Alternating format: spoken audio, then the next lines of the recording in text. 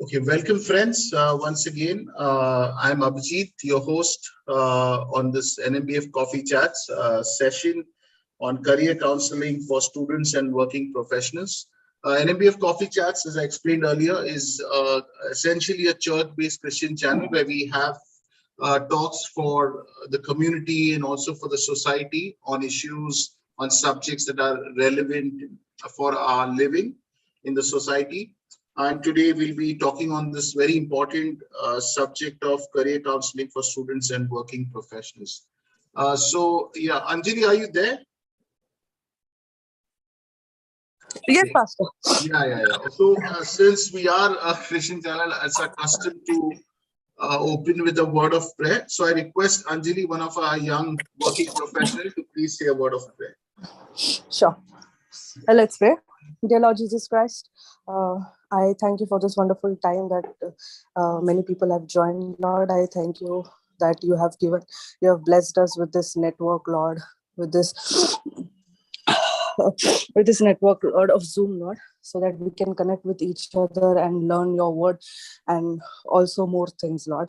I pray that whatever the speaker is going to speak may come through you, and may this be a blessed session for me and for everyone that is present, Lord, and for everyone that is viewing this session from YouTube, Lord.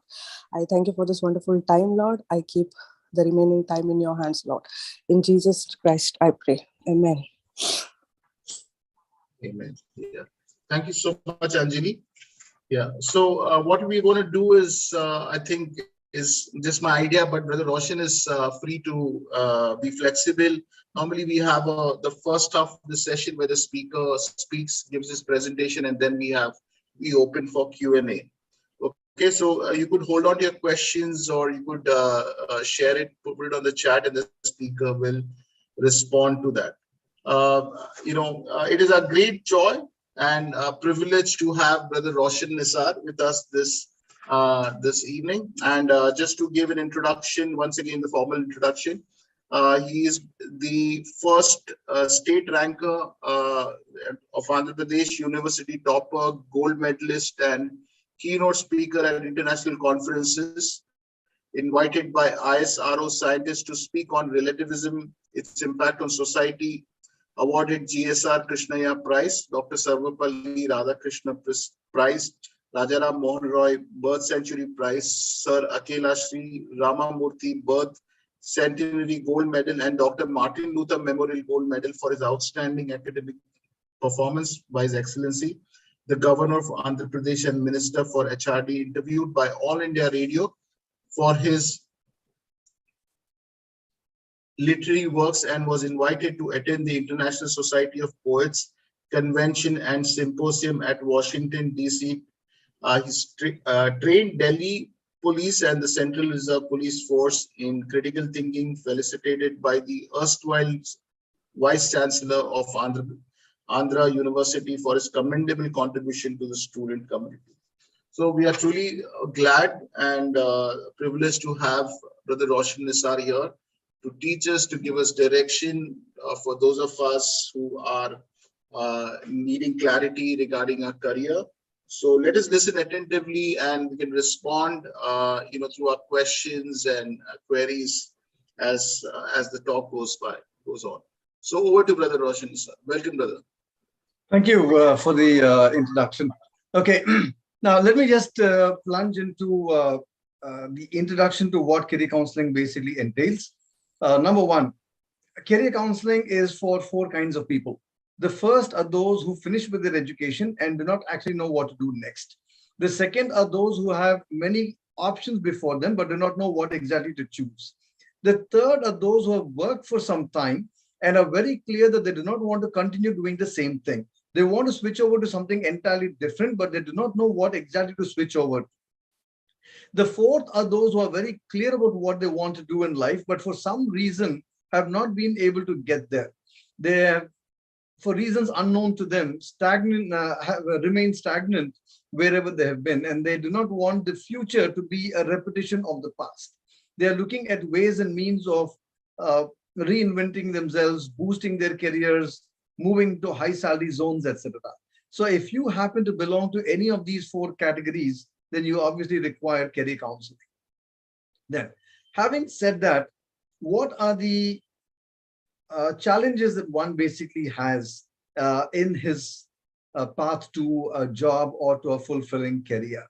Now, moving towards the right career obviously requires a lot of planning, a lot of clarity, and a lot of execution or attention to detail. This is how it basically begins. Firstly, ask yourself whether or not you have a clear goal that you want to attain within a specified period of time. What is the kind of role that you want to build? Where do you see yourself 5 years from now? What kind of field do you want to be associated with, and why? You need to have clarity in these aspects. If you do not, then you need a career counselor. Then, how does one basically choose what are the aspects that one has to take into consideration? Very often, people tend to get in touch with me and tell me, sir, I'm now planning to do an MBA. What should I opt for? Should I go with marketing or should I go with finance?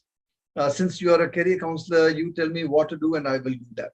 That is not what career counseling is all about. That is not how career counseling works. Somehow they have this distorted idea that career counselors have a magic wand and all they will do is say a few magic words, and lo and behold, revelations come to their minds, and then they say, you pursue this and you do that, and then you'll have a wonderful career. That is not how it works. The role of a career counselor is that of a guide. He is one who basically helps you explore yourself, get you to know, to do a lot of self-exploration, get you to know where you are lacking, what your strengths are, what your weaknesses are, what your abilities are, what kinds of intelligences you possess, so on and so forth. Now, in the light of all of these various factors, your kind of intelligence, your personality type, your skill set, your transferable skills, etc., a good career choice can actually be made. Why is it that most people do not build great careers? Most people do not build great careers not because they lack ability, rather that they lack right information. Now, when you are lacking in awareness, when you do not actually have good awareness at your disposal, you will be constrained to take decisions from a very limited ambit of choices. And very often that ambit gives you very poor choices. So ultimately you are constrained to pick a choice which may not be in line with what you actually want to do. Sooner or later, job seekers tend to get worried or anxious about their impending job roles, and then mounting bills on one hand, a loss of time on the other, compel them to make a choice, and they make these choices out of compulsion and not out of real volition. So ensure that you do not find yourself in this kind of predicament. Do take the assistance or the guidance of a career counselor so you're able to take well-informed decisions. So when you have self-awareness, you will be better positioned to take well-informed decisions. Well-informed decisions in turn will give you the kind of fruitful future that you are actually aiming at. Then, having said that, what are the options that you have in India? Let me begin with India, then we can talk about the rest of the world. This is for those of you all who are in the bracket of anything between 0 to 6 years. If you are in the bracket of 0 to 6 years of work experience, then one of the ways of finding employment is via EATs, employability assessment tests. Now, and as far as India is concerned, there are of course many EATs, but there are 3 very famous EATs. The first is the AMCAT, the Aspiring Minds Common Aptitude Test. Then you have the E-Litmus PH test, the Hiring Potential Test. And then of course you have the CoCubes exam. Apart from these 3, you also have The IT aspirants here have the choice of the Tata, Tata Consultancy Services, TCS NQT, the National Qualifier Test. Now, these are basically employability assessment tests. There are many companies associated with these tests. There are many companies that take these tests into consideration when it comes to selecting candidates. So if you happen to be in the bracket of 0 to 6 years of work experience, do consider taking these employability assessment tests, and they will actually help you gain much greater visibility in the job market. Then let's move to the other segment, the mid-level management segment. The mid-level management segment, the challenge is much greater for the mid-level management segment and the senior segment. Why do I say that? The reason is very simple. For these segments, it is not mass recruitment techniques or mass recruitment that is actually opted for. These are not the methods by which you are recruited. If you were at an entry-level position, you could take part in a campus recruitment drive or in a pool campus drive, etc., and then get a job.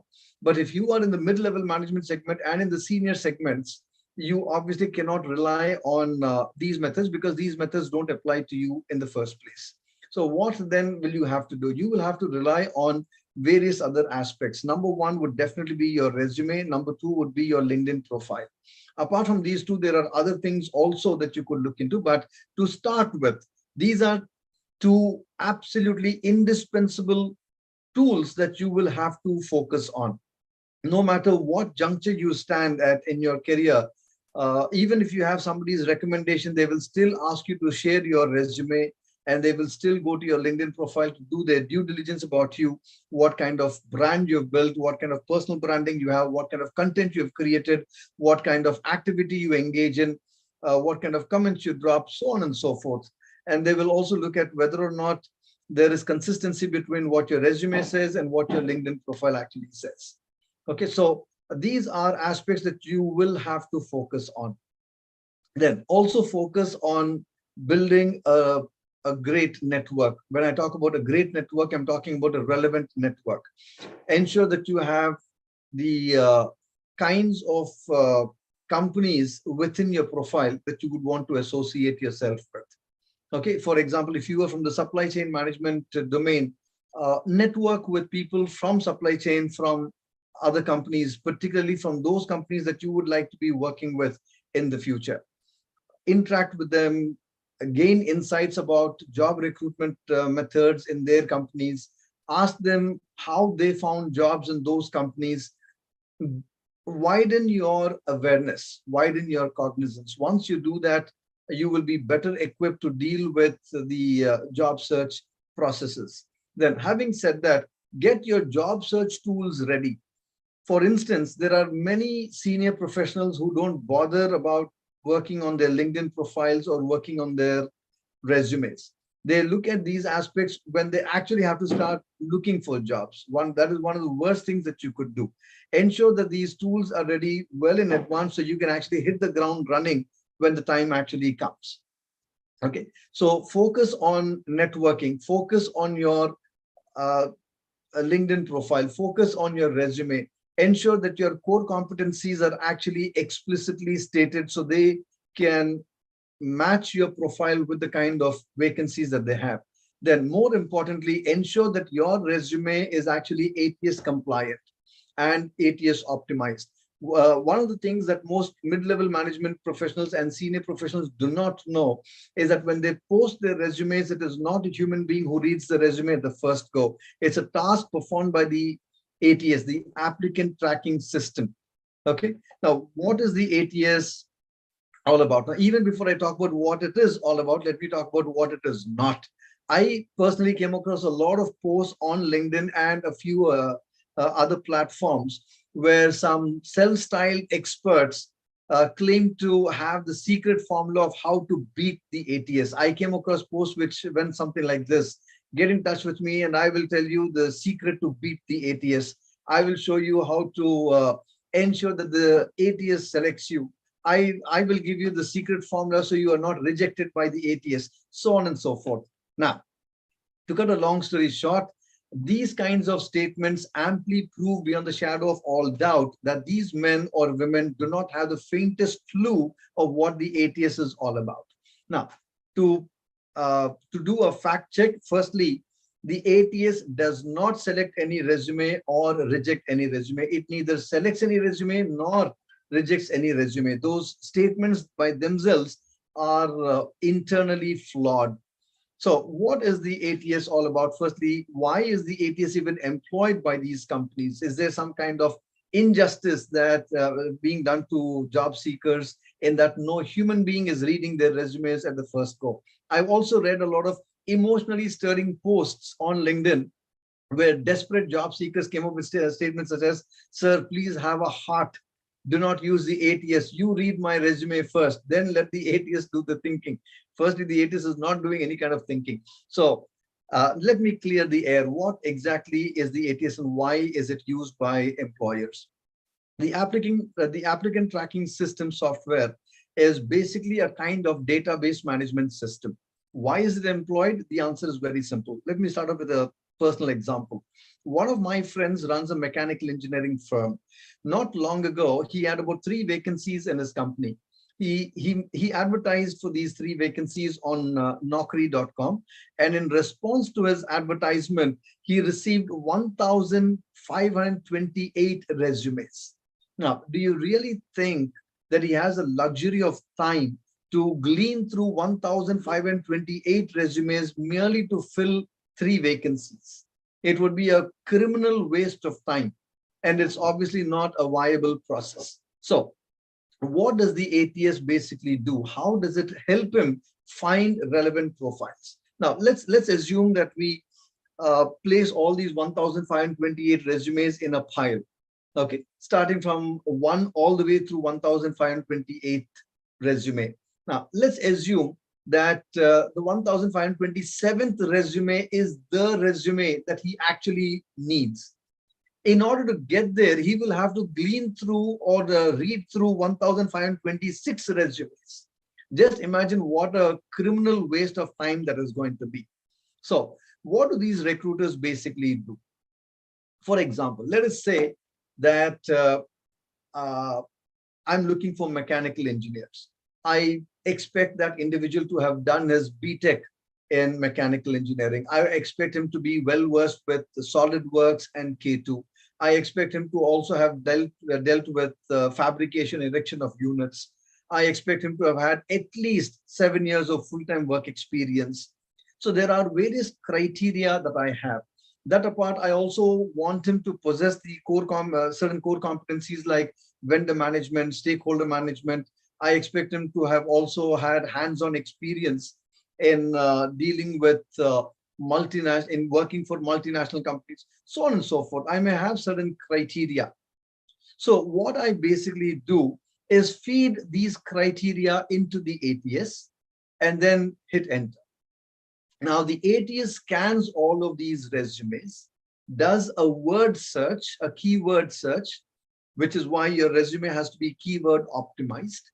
Okay, and all of those resumes that have these keywords in them show up in the search, the rest don't, because there's anyhow no point in bringing those resumes because they do not have the very basic criteria that I am looking for.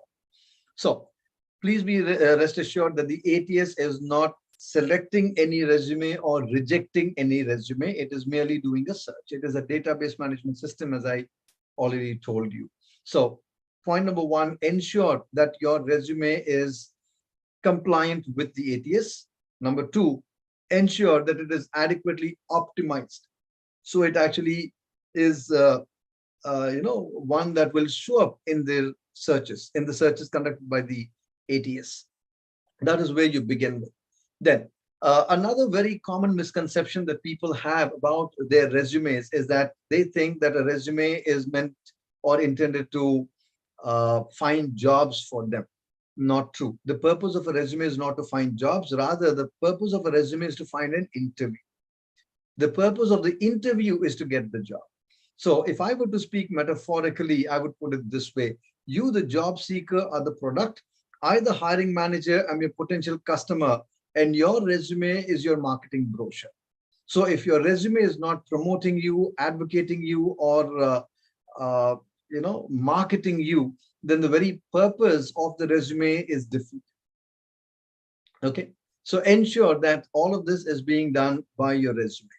Then also understand that the entire job search, the entire process of recruitment, employee search is nothing but a form of problem solving.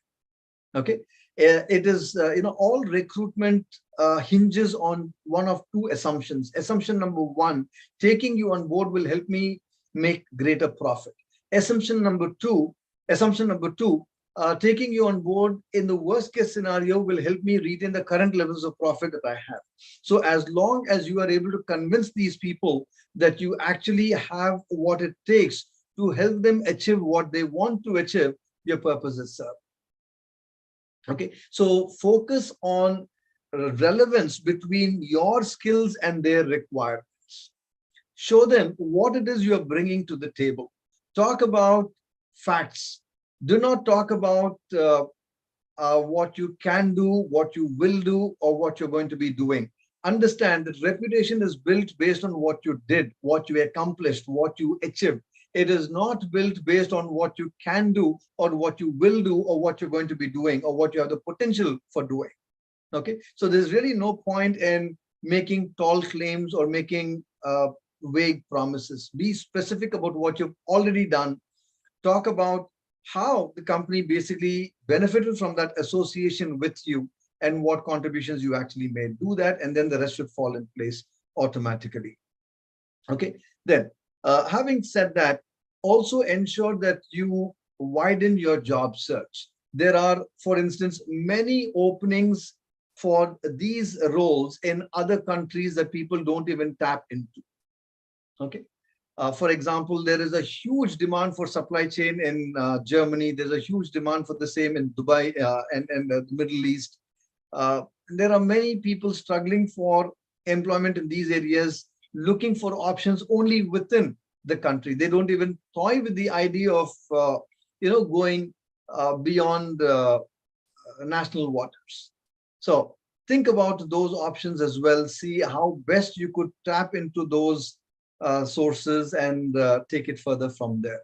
If you are not well versed with job search and you really do not know how to carry yourself in as far as the job search is concerned, ensure that you look into all of these aspects by taking the assistance of a job search expert.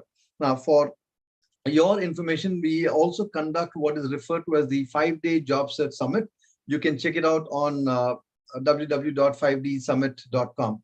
Okay, for details. We keep conducting these 5-day sessions on job search, where we look into the various aspects of job search and we help people with job search. So that will give you a lot of grounds to begin with. Then, apart from all of this, what are the struggles that you personally have been grappling with? I want this session to be really beneficial to the participants. Understand that career counseling is not something that can be dealt with on a public platform, because everyone comes with an entirely different baggage. Somebody could be struggling with success, with finding success in job search itself, while others could be struggling with stagnancy within their careers. Then there are also individuals who walk up to me and tell me, sir, this is not what I want to do. I made a wrong choice. I now want to switch over to something else. So whatever your questions may be, I would encourage you to please drop your questions in the chat box. I will address each of your questions. If you all are on LinkedIn, feel free to connect with me on LinkedIn. It is linkedin.com/n/my full name, Roshan Nisar, ROSHAN NISAR.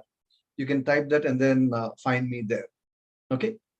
So to sum it up, those of you all who are in the initial stages of your career, look at EAT's employability assessment test as one of the options. Those of you all who are in the mid-level management segment and want to switch over to something entirely different, do consider, the job search tools that I spoke about. Then, Those of you all who are in the mid-level segment and also the senior level segment can look into other ways of boosting your careers. For example, one of the struggles that most mid-level management professionals have is to do with their own salaries. There are individuals who walk up to me and tell me, sir, despite having worked for uh, 10, 12, 15 years, I'm still, you know, not drawing a handsome salary. So what can I basically do to move into a higher salary segment? Now, when you look at these kinds of questions, one of the ways in which that can be addressed is by obviously upskilling yourself. One of the most common blunders that employees commit is not upskilling themselves from time to time. Ensure that you are investing in yourselves. I always tell people that you are one of the best investments that you could ever make. So begin with finding out what options there are. For example, uh, the IIM Ahmedabad, Indian School of Business, Hyderabad, uh, Great Lakes Madras, and a few other business schools here in India have specialized 6-month programs and 11-month programs, or say 1-year programs. There is a very famous PGPX, which is offered by IIM Ahmedabad. Then there is the PGPM that is offered by ISB Hyderabad for mid-level management professionals. You need to have at least 7 years of full-time work experience to pursue any of these courses. These are basically 11-month courses.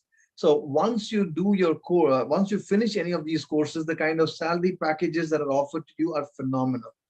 The year before last, the highest salary package offered to one of the uh, one of the executives who pursued the course was about 1 crore and 10 lakhs Indian rupees. That was the highest salary package offered.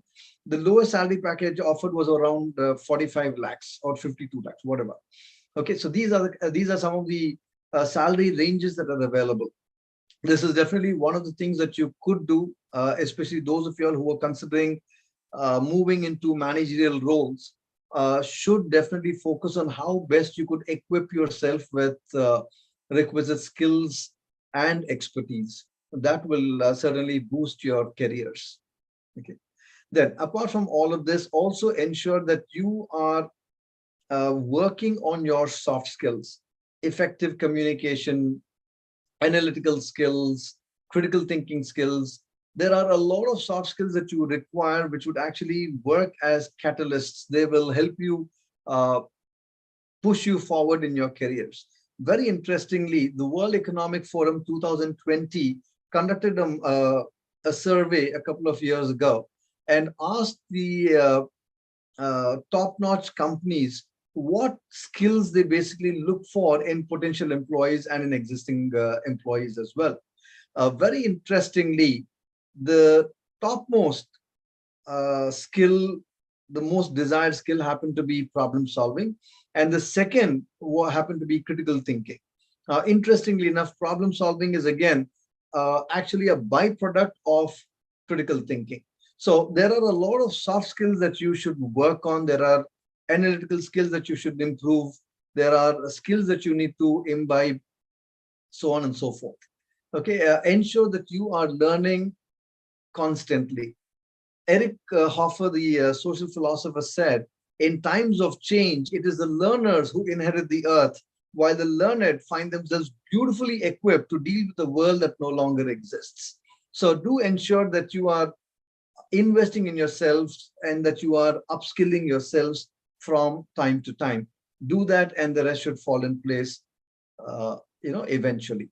Yes, it's time. It's your time now. Please drop your questions in the chat box and I will respond to your queries.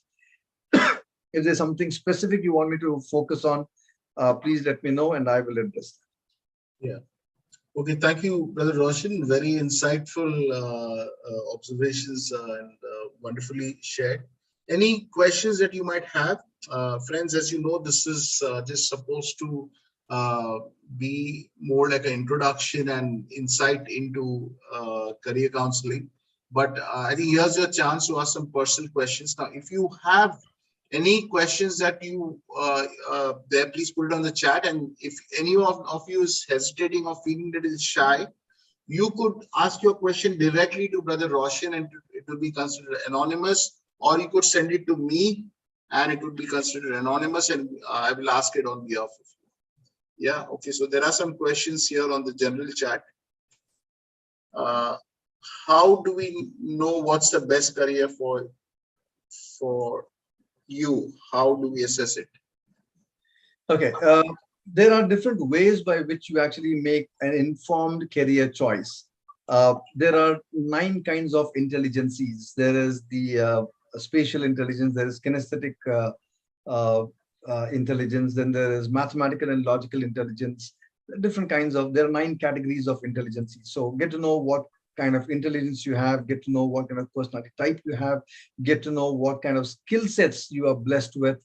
Then look at all the career choices which are available that match these criteria. Then look into other parameters as well. There are a lot of other parameters which are taken into consideration. There are psychometric analysis, psychometric tests that could be taken, so on and so forth. And once you have all of this data at your disposal, you can take a well-informed decision in the light of such information. Now, if you do not know how to go about doing that, feel free to connect with me or with any other career, counselor that you may know. Yeah, I think Brother Roshan, it would be good if you could put any of your email or something on the chat. You can share my LinkedIn URL with them. Just just share. Let me just. Okay. I'll just put my LinkedIn URL here. In the meanwhile, this is Brother Roshan Nisar's YouTube channel. Some very insightful teaching he's able to produce here, and so please do follow it. It will really add value to your life, decisions and all of that. I've been personally very much enriched by following his channel, so please do have a look at that. So you type his name, Roshan Nisar, and you get this YouTube channel. Thank you. Yeah, I could. Yeah. Pastor, can I ask a question? Yes, please go ahead. Yeah, so good evening, Mr. Roshan. My name is Anjali, and currently I'm working as an HR executive in an agriculture company, and I'm also pursuing my PGDM from Wellingers. So now I'm looking for job change and opportunities. So I would according to the research that I have done, I see that there is much more, there are more opportunities in IT sector or product companies, cloud companies for HR. So I would like to know, are there, what are different sectors wherein there is more a good salary growth in HR, and if there are I am a non-IT recruiter. So if I want to get into an IT company, are there any courses to become an IT recruiter? How is it? See, firstly, when you talk about recruitment, what aspect of recruitment are you basically looking into? Are you looking into the behavioral aspects? For example, when somebody is interviewed, there are at least 2 aspects that are taken into consideration. One is the behavioral interview, and the other is the technical interview. Okay. Having said that, please note that almost every field has enough potential to earn money. Okay, somehow people have this fallacious or erroneous notion that only certain areas have potential to make money. Other areas do not actually have so much of potential to make money. Let me just share this with you. There's a lady I know who earns around 1 crore and 10 lakhs per annum. That is how much she earns. Okay. Come up with a guess. What do you think her profession is? What do you think she does? Do you think she's an IT professional, or do you think she's a scientist? What do you think she does? Wild guess. And it's I don't know, maybe because now I'm asking about HR, she might be an HR. So she teaches spoken English. Oh. She teaches spoken English and she earns about 1 crore 10 lakhs per annum. She has students from all over the world who are enrolled with her for her spoken English classes. So very often when people ask me this question, so should I do X or should I do Y? What they actually mean is, which of these will give me a better salary? Good Which money, yes. higher salary? That is the actual Yes. question. Okay. And I have my standard answer. I always say, at the moment they pose a question, I know exactly what is going on their minds. So the moment they pose a question, I always respond with, please go and learn surgery and you will make a lot of money. And then they say, sir, but I'm not, from a medical background. So how do I even do that? No, the answer is pretty obvious there. The answer is this: are you good at what you're doing? If you are exceptionally good at what you're doing, trust me, doors will open to you. Doors will open to you. Opportunities will come flocking. Okay, you'll be chased down, literally. Every now and people talk so much about joblessness, etc. I keep getting at least 2 or 3 job offers, collaboration offers, etc. Almost twice every month. Okay, so the question is not about what I should be doing to make good money. Okay, what career I should choose to make good money. The question you should be asking yourself is, what is my calling in life? What am I really good at? What am I cut out for? What is my USP? Okay, focus that, master that, and you will have doors open to you very soon. Wonderful. Yeah. Any more questions to us? Please put it on the chat. There's a question that has come to me directly, so I'm guessing it's anonymous. So according to requirement of job, resume has to change, right? That's, I think it's asking to whatever you've said. Come again, please. Come again. So it's just a reaction statement to what you said. So according to the requirement of job resume, so according to the requirement of the job, the resume has to change, right? You can have a general resume with specifics. Okay, that is, you first prepare a resume for yourself which talks about all of your history, etc. Okay, and then focus on the specific aspects of the role. For instance, to cut a long story short, your history is not going to change. Whatever you did in the past remains. Okay, what can be tweaked is your skills, your core competencies, etc. Okay, now I may have other skills which are irrelevant to the specific job that I'm applying. So if those skills are irrelevant, what is the point in even putting it out there? Okay, so you'd rather focus on what is relevant. Okay. Yeah. Any questions? Martin and George, Sunil, Ryan, Priyanka. I see a question on the screen. I have completed my master's in English literature and I'm currently a working professional. However, I am looking for a permanent stable job. I am confused whether I should give NET exam or not.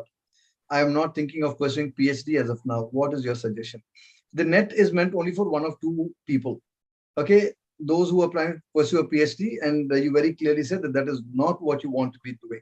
So that leaves you with the only other option, which is taking up teaching as a profession. You want to join some college or university in the capacity of a lecturer and then pursue a career, assistant professor, and then finally an associate professor, and then become a professor, so on and so forth. So if that is what you basically want to do, then by all ways and means pursue the NET exam. But if teaching is not your forte, that is not what you really enjoy, then don't even consider doing that. There are many other careers that you could pursue with masters in literature. So do consider those careers as well. Sir, I think there's a question by Vinny. Sir, could you give us an insight into the options for women with career break, where and how to start? Okay. Somehow people have this wrong notion that if they have had a career break, then they cannot be taken back into the industry, or they cannot get back to the industry. That is not true. The question is not whether or not you had a career break. The question is why you had a career break. So if you took a maternity break, or you took a sabbatical to do a course, to study a course, or pursue a PhD or a certification, then fair enough. You don't really have to worry about that. And you can get back. Okay. But when you get back, ensure that you have solid reasons as to why that break was taken. Okay. And what it is that you actually did during that phase. These are more important aspects. And that apart, of course, focus on your job search tools as well. Okay. Yeah, I think the same question is echoed now from the men's perspective. So could you give us an insight into the options for men with career? Okay, it's women, men with career break, where and how to start. So it's the same response. Yeah, it's just the same thing. Yeah. Okay. Yes. Rosit, you want to ask any question? Please go ahead. This is a great opportunity for each of you. Ezra, Margaret, Priyanka, and Michael, Vinny, Sri Chandra, Venkat, anybody, any of you, because it's a great opportunity for you to ask questions one-on-one. If any of you are nervous, you could ask the question directly, put it on the direct chat, and you will get an answer. So please go ahead. Okay, I'm actually creating a lot of content for people with specific objectives. Let me share each of these and give very brief instructions. Those of you all who are planning to take the GRE or the GMAT or NET or employability assessment tests can start following me on Instagram. I've already put out a few videos. I'll be putting out more videos now consistently, especially for those who want to pursue any of these competitive exams or entrance exams. So you can follow me on Instagram. I'll share the URLs in just a short while. So for content on competitive exams, etc., follow me on Instagram. Then for content on job search and career advancement, you can follow me on LinkedIn. For content on personal effectiveness, relationships, parenting, personal development and motivation, you can follow me on YouTube. My YouTube channel is pretty recent. I started that just barely about a month and a half ago. So you can follow me there and then enrich yourselves with the content. Right. Yeah, I think there's a comment by Michael. Thanks for the good sharing, giving us enough light on the topics. Yeah. So anyone else wanting to ask any question? This is your time. Please don't hesitate. Go ahead and ask your question. You must take your chances when they come to you. You have any doubt, any personal confusion, don't be afraid, don't be ashamed, because that's what everybody goes through. So once you ask, it will also help others. Yeah, you could put it on the direct chat, or you could unmute and ask anyone. Yeah. Okay, George. If any of you want to connect with me personally, feel free to do so via LinkedIn or Instagram. You can connect with me there. Send your questions to me and have your queries answered. Right. Yeah. Mr. Nisar, I have sent connection to your LinkedIn. Please accept that. Thank you. Sure. Yes. Yeah, Okay. I'm a retired teacher. I joined this program in order to find ways, means how I can be useful for my future generations, the mentees I have, in guiding them with their career. So it's very helpful for me. I'll also follow the YouTube channels and all the links that you have given so that I'll be more useful to the others. I've already done my career wise, but I have a passion and desire that I should be useful for others. Thank you, sir. Welcome. There's a question that has come anonymously. I'm working in an NGO setting and I'm not growing according to my expectations, but I like the job, but the salary is not satisfactory. It is discouraging. What is your advice? Okay. Question, why are you not doing well? Okay. Where are you lacking? Why are you lacking? Is it that you are not able to perform? Is it that you're not able to deliver the results? Is it that you're lacking in expertise? Is it that you are lacking in requisite soft skills? I need specifics. So unless you identify the problem, we can't really talk about the solution. I always tell people that a well-defined problem is half solved. Once you know what the problem actually is, then the solution is already found, and it's only a matter of applying it.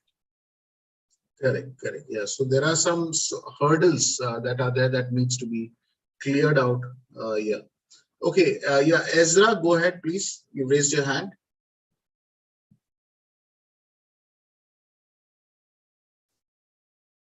Ezra, you want to ask something?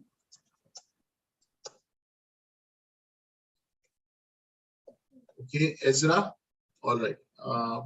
Anyone else wants to ask any question? Any? Yeah. Now, yeah, there are a lot of people who want to do something in the middle of their life. They get bored because of sometimes when we have had career counseling for students. So in the course of speaking to students who had registered or calling them back, their parents also started saying that I'm very frustrated with my job, and I'm almost in midlife or cross. What can I do? I'm afraid, but I hate going to my job. So what are some of the options for those who are right now in between their prime has gone, and so what can they do? What are some of the things they can explore?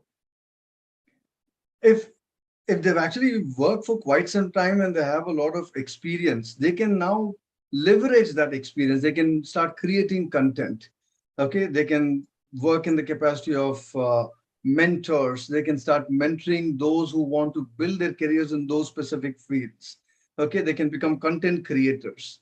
They can start giving out advice. They can start giving guidance.